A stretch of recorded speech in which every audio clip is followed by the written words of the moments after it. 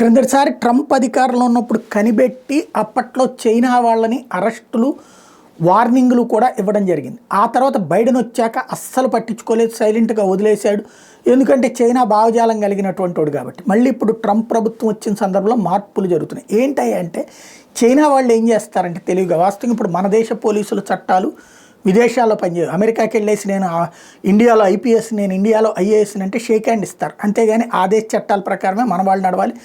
మన దేశాల మధ్యన ఉన్నటువంటి నేరస్తులు అప్పగింత ఒప్పందాల వ్యవహారం ప్రకారం ఏదన్నా ఉంటే జరుగుతుంది తప్పించి, ఇక్కడ ఐఏఎస్ కదా ఇక్కడ ఐపీఎస్ కదా అని చెప్పేసి అక్కడేమో అపారమైనటువంటి విలువే ఉండదు. ఆ దేశ చట్టాల ప్రకారం మనకేమి సేఫ్టీ ఉండదు. అక్కడ మనం ఏదన్నా చేస్తే కనుక ఇక్కడికి మళ్ళీ మనం ఎవరన్నా తీసుకెళ్ళి బొక్కలో దోసేస్తా అంటే కుదరదు.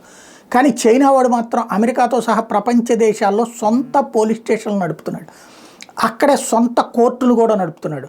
చైనా నుండి ఆయా దేశాలకు వెళ్ళి సెటిల్ అయినటువంటి వాళ్ళకి అక్కడ చైనా సంక్షేమ కార్యాలయం అని ఒకటి నడుపుతారు. అక్కడే వాళ్ళ వీసాలు, అక్కడే వాళ్ళ పాస్పోర్ట్లు రెన్యువల్, అక్కడే చైనా ప్రభుత్వంతో ఏమేం చేయాలో ఇవన్నీ అక్కడి నుంచినే చేసుకోవచ్చు అని చెప్తారు.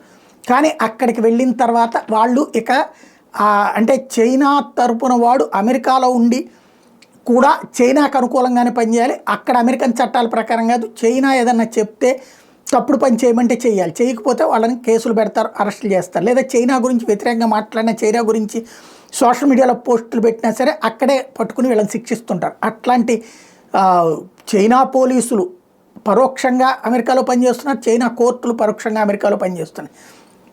అలాంటి వాటి మీద దృష్టి సారించమని ట్రంప్ తాజాగా ఆదేశాలు ఇచ్చారు. దాంతో మళ్ళీ వాటి జోలికి వెళ్ళబోతున్నారు.